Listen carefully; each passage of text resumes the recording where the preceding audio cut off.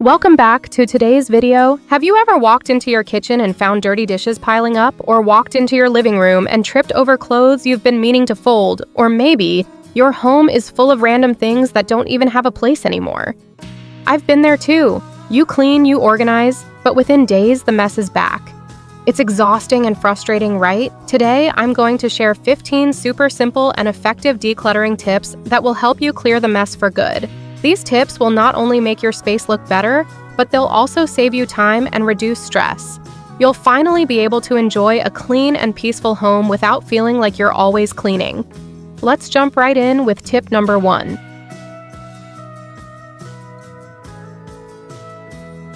Let's start with a habit that many of us have, keeping things just because we think I might need this later.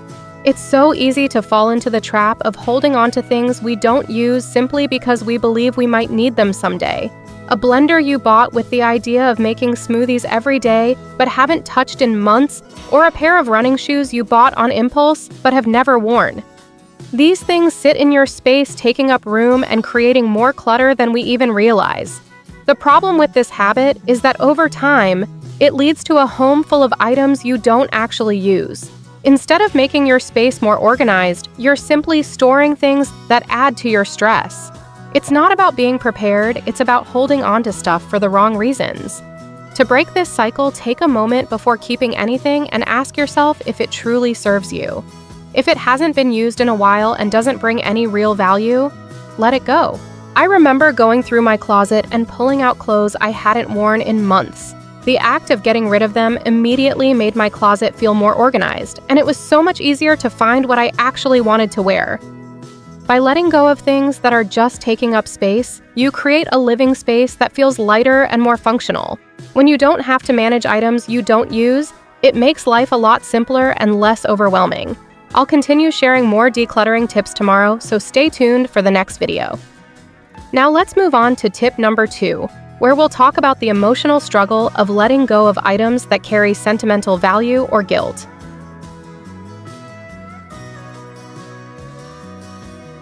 It's hard to let go of things that hold sentimental value. We often hold on to gifts from loved ones or items that remind us of the past because we feel guilty about parting with them.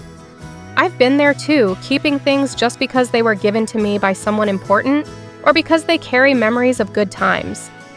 For example, I used to keep an old jacket my grandmother gave me, even though it didn't fit anymore and I hadn't worn it in years. Or the books I once loved but now just sit on a shelf collecting dust. At the time, it felt like if I let go of these things, I would be losing part of the connection to that person or moment. But the truth is, keeping these items doesn't help me cherish the memories. It only takes up space and adds to the clutter. When I started letting go of items like this, I realized that memories aren't tied to objects. The true value lies in the experiences and the people who gave us those memories. It's not the jacket or the books that matter, it's the love and meaning behind them. I began by choosing one item at a time that was hard to part with and asked myself whether it still served me or just occupied space. Letting go of those things made me feel lighter, not just physically, but mentally too. By releasing the guilt and the need to hold on to everything, I freed up my home and my mind, creating a much more peaceful environment. I also found that when I let go of the physical clutter, I was able to make space for new experiences and things that truly reflect where I am in life now.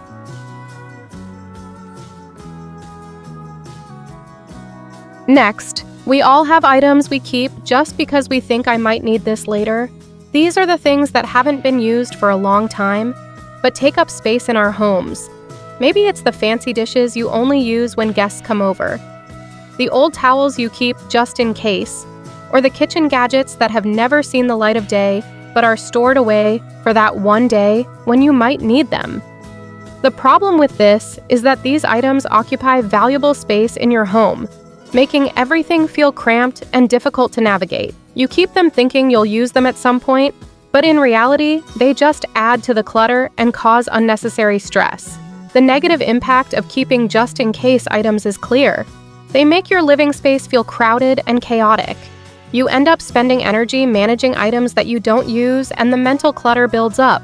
You're reminded every time you look at these unused items that you're holding on to things that no longer serve you, which can be overwhelming. When I started letting go of these just-in-case items, I immediately noticed a difference. My kitchen was more organized, I had more room, and I didn't feel as stressed looking at clutter.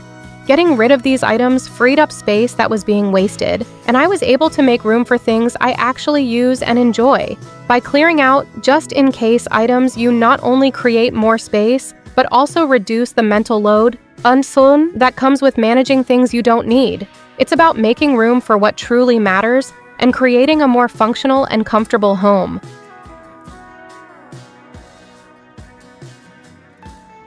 Next, one of the hardest things to let go of are the items we keep out of guilt. These are things given to us by others or items that remind us of someone or a specific time in our life. The feeling of letting go of them might seem like we are disrespecting the person who gave them to us or erasing a piece of our past, which makes it difficult to part with them. For instance, I once held on to a set of old worn-out books given to me by a dear friend. I hadn't touched them in years, but I kept them because I felt guilty about getting rid of them. Or those clothes my mom bought for me that I didn't like, but I kept because she thought they were perfect for me. These things weren't serving me. They were simply taking up space, yet I felt compelled to keep them because I didn't want to upset anyone or feel like I was dishonoring the past. The problem with keeping things out of guilt is that it prevents us from moving forward. These items don't bring joy, but rather add to the emotional clutter in our lives. They weigh us down with memories that no longer serve us, keeping us connected to the past in ways that hinder our present. Once I started letting go of items like this, I felt an immediate sense of relief. I wasn't disrespecting anyone by parting with them. I was just making space for the present. When I finally let go of the old books and clothes I didn't love, I felt lighter both mentally and physically. I realized that the memories associated with these items weren't lost. They remained in my heart, not in the things I kept around me. By releasing the guilt and letting go of items you no longer need, you make room for things that actually align with who you are today. You free up space in your home and in your mind, allowing yourself to live more authentically.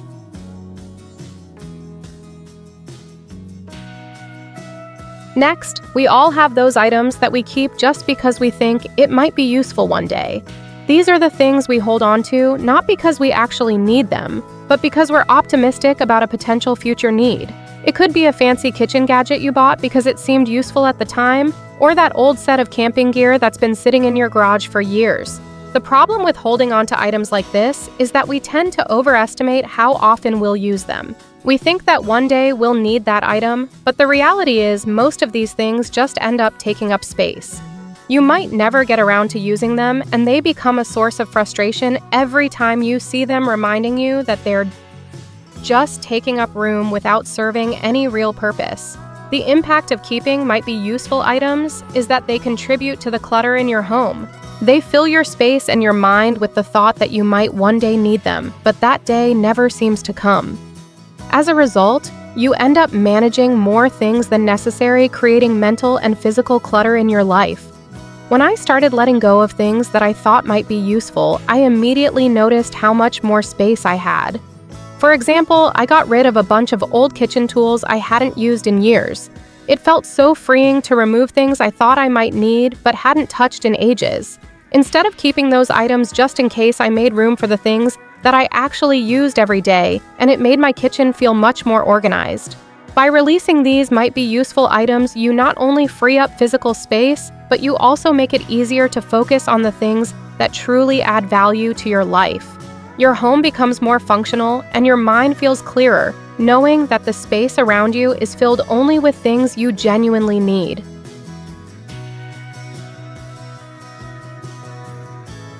Next, it's not just physical clutter that weighs us down. Emotional clutter can be just as overwhelming. Many of us keep things because they have sentimental value. These items, whether they're gifts from loved ones or mementos from past experiences, often hold deep emotional meaning, which makes it hard to let go of them. For example, I once kept a pile of old letters from friends. I never read them anymore, but I couldn't bring myself to throw them away. They were reminders of relationships and experiences that were meaningful to me. Similarly, I held on to old photographs that captured moments from my past, even though they were tucked away in boxes and never really looked at. The problem with holding on to sentimental items is that they can start to accumulate over time, creating emotional baggage that ties you to the past. You may feel a sense of guilt or sadness when you think about letting go of them, even if they're no longer serving you. This emotional clutter can prevent you from truly enjoying the present and moving forward in your life. When I began to sort through my sentimental items, I realized that the memories associated with them weren't in the physical objects, but in the experiences and people I shared those moments with. I started by keeping only the items that truly brought joy and reflected who I was now. For instance, I kept a few meaningful photos, but let go of the rest, and I digitized some old letters that I didn't need to physically store anymore. Letting go of sentimental items doesn't mean losing the memories or disrespecting the past. It's about making room for the present and future without feeling weighed down by things that no longer serve your current life. When you clear emotional clutter, you free up mental space, allowing you to embrace new experiences without the weight of the past holding you back.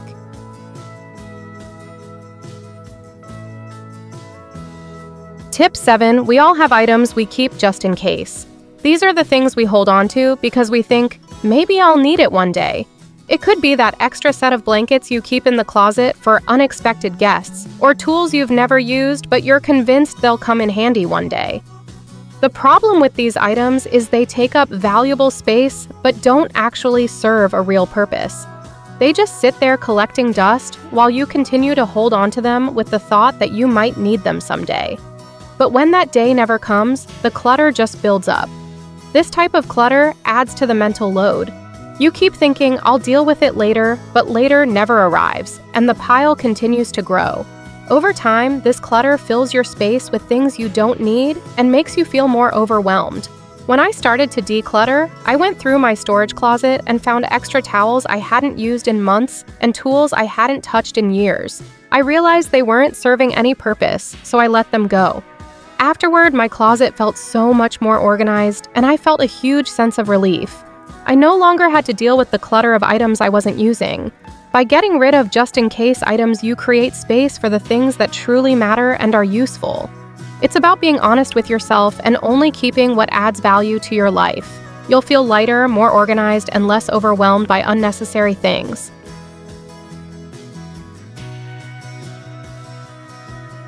Tip 8. How many times have you bought something thinking, I'll use this as a backup, only to find it sitting unused in a drawer or cabinet? Maybe it's a second coffee maker, an extra set of plates, or another pair of scissors. We often feel the need to have duplicates just in case, but in reality, they just add to the clutter in our homes. The issue with keeping duplicates is that they take up space without offering any real benefit. In fact, they often end up just collecting dust.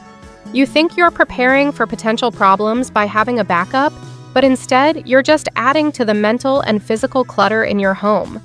Over time, the more things you keep just in case, the less space you have for what truly matters, creating an environment of overwhelm. By holding on to duplicates, you're essentially filling your space with things you don't need, and it's taking away from the things that could truly serve you. For example, I used to have several sets of the same kitchen utensils because I thought they'd be useful for big family gatherings. But the reality was, I only ever used one set, and the rest just sat in a drawer taking up space. When I decided to get rid of the extra sets, my kitchen felt more organized, and I freed up space for items I actually used. Letting go of duplicates not only clears up your space, but also helps you focus on the things you truly need and use. Instead of worrying about having backups for everything, you create room for the things that truly make your life easier. It's about being intentional with what you keep in your home and finding freedom in simplicity. You'll be amazed at how much lighter you feel when your space reflects what you actually need.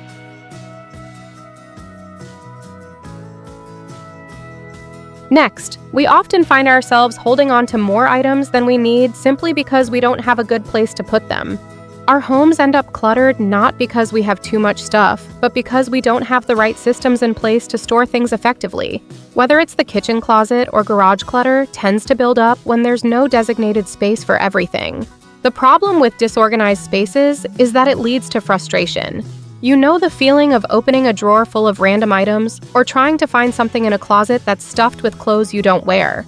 When spaces aren't organized, it feels like you're constantly fighting against your own belongings, and you waste time just trying to find what you need. The key here is creating functional storage that actually works for you. Instead of shoving things into any available space, think about how each area in your home should function. For example, in my kitchen, I used to store utensils and tools in drawers that were too small, which made everything harder to find. After reorganizing with deeper drawers and dividers, I was able to store everything more efficiently. Now I can find what I need quickly and easily, and the kitchen feels much more manageable. Creating functional storage doesn't just help you declutter, it also saves you time and energy in the long run. When everything has its place, you're not wasting time digging through piles of stuff.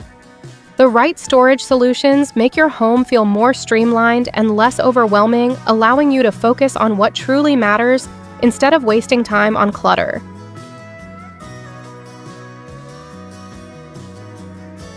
Next, many people believe that a bigger home or more storage space will solve their clutter problems.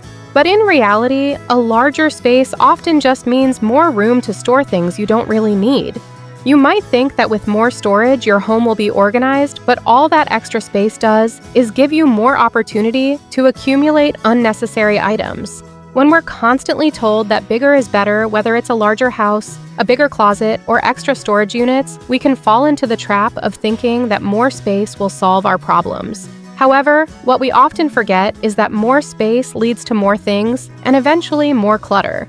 The problem with the more space mentality is that it only addresses the symptom, not the cause of the clutter. When we think we need a bigger house or more storage, we're simply trying to avoid confronting the actual issue: we have too much stuff. Bigger homes and more closets just encourage us to keep accumulating without addressing why we're holding on to things in the first place.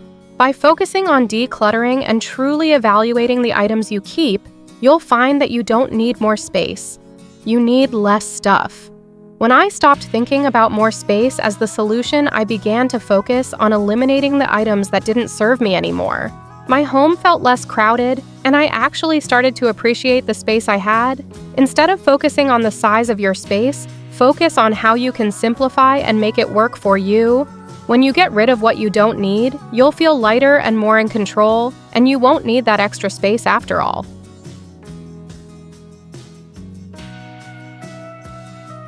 Tip 11. When we struggle with clutter, our first instinct is often to buy more storage solutions: baskets, bins, shelves, containers, and all kinds of organizers. But here's the thing: buying more storage just enables us to keep more things. It doesn't solve the problem of having too much stuff in the first place.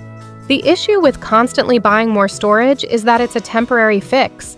Sure, it might help you get things out of sight for a little while, but it doesn't address the root cause of the clutter. You might feel like your home is tidier with all the new bins and shelves, but the truth is you're just hiding your clutter, not eliminating it. This cycle can make you feel like you're organizing your life, but in reality, you're just making space for more things to accumulate. I used to do this all the time, buying fancy organizers thinking they would solve my problem. I'd fill up baskets and shelves with things I didn't need, and after a few weeks, the clutter would just come back. I realized that instead of focusing on buying more storage, I needed to focus on getting rid of things I wasn't using. Once I started simplifying and minimizing, I found I didn't need extra storage at all. My home felt much more spacious and organized without all the clutter hidden away in containers. Instead of investing in more storage solutions, shift your focus to reducing the number of things you have. The less stuff you have, the less storage you need. When you create a simple, functional environment, you won't need baskets and bins to hide things. The key is not organizing your clutter, but clearing it out completely. By simplifying your home, you'll feel more at peace and enjoy the space you already have.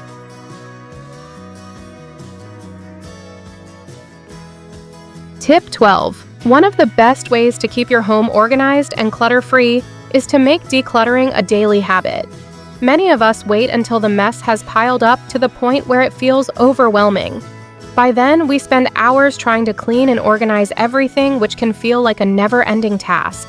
Instead of letting things build up, making small, consistent decluttering efforts each day can prevent the mess from getting out of control. The issue with letting clutter accumulate is that it can quickly become a source of stress.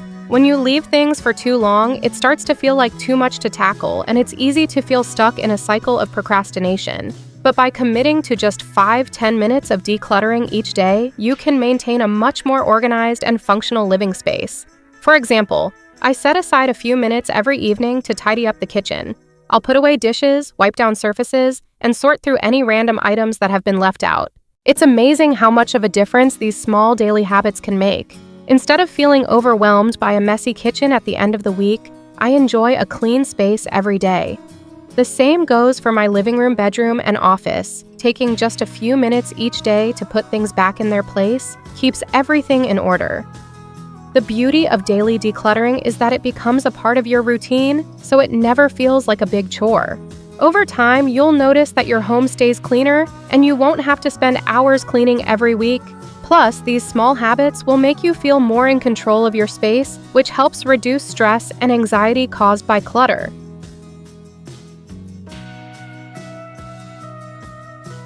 Tip 13. Sentimental items are some of the hardest things to part with.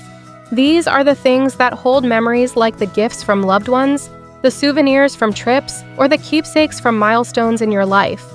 While they're filled with emotional value, they can also take up a lot of space and contribute to the clutter in your home.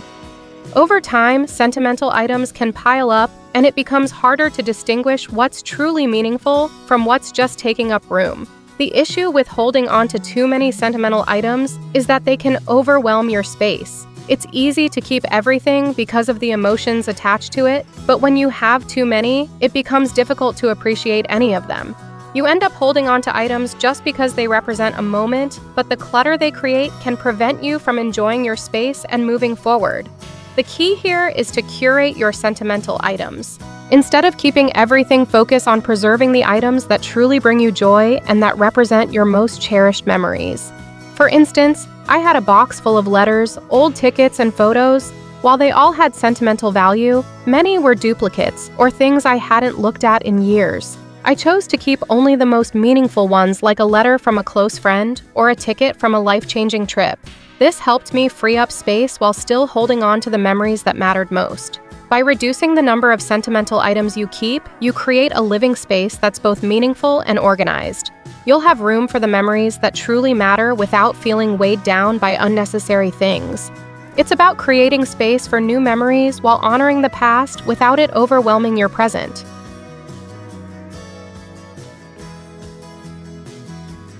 One of the best ways to maintain an organized home is to make decluttering a regular part of your daily routine. The more we let clutter pile up, the more overwhelming it feels to tackle. Instead of waiting for the mess to accumulate to a point where you feel like it's too much to handle, creating small daily habits to keep things tidy can make a huge difference. The problem with not making decluttering part of your daily routine is that it turns into an all-or-nothing task. You might feel like you need to dedicate hours to cleaning, which leads to procrastination. The more you delay, the more clutter builds up, and it becomes harder to catch up. But when you dedicate just a few minutes each day to tidying up, it becomes a manageable habit, and your home stays organized without feeling like a constant chore. For example, I spend just 10 minutes every morning making my bed, picking up clothes, and putting things back in their place. In the evenings, I spend another 10 minutes going through the kitchen, wiping down counters, putting away dishes, and clearing any clutter. These small habits prevent clutter from taking over my home and make it easier to maintain a clean, organized environment. By incorporating decluttering into your routine, it becomes second nature. You no longer have to spend hours cleaning on the weekends because you've kept the clutter in check every day. It not only saves time and energy, but also reduces stress, as you can enjoy a tidy home without feeling like it's always a battle to keep up.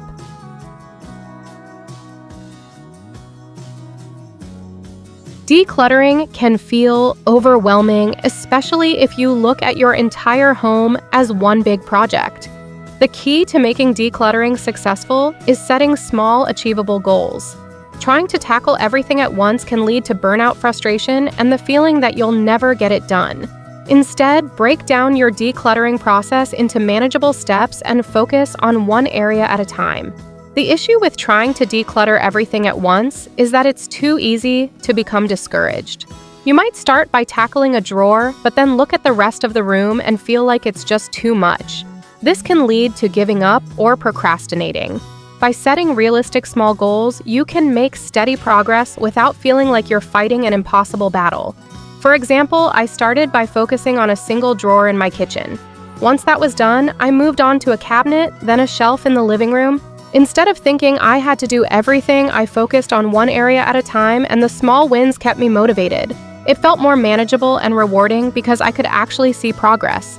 Setting realistic goals also means giving yourself grace.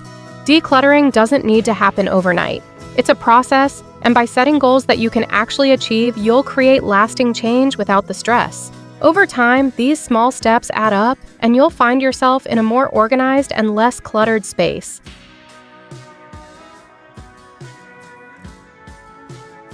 That's it for today's tips on decluttering. I hope these strategies help you feel more in control of your space and your life.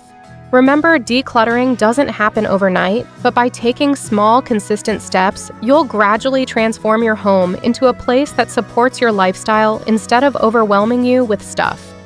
The key takeaway here is that decluttering is not about getting rid of everything you own, but about keeping only the things that truly serve you, bring you joy, or add value to your life. When you focus on clearing out what you don't need, you create more room for the things that really matter, whether it's time, energy, or peace of mind. So take it one step at a time, set realistic goals, and celebrate the progress you make along the way. You've got this. If you found these tips helpful, be sure to like, share, and subscribe for more. Stay tuned for more content that will help you live a simpler, more organized life. Thanks for watching, and I'll see you in the next video.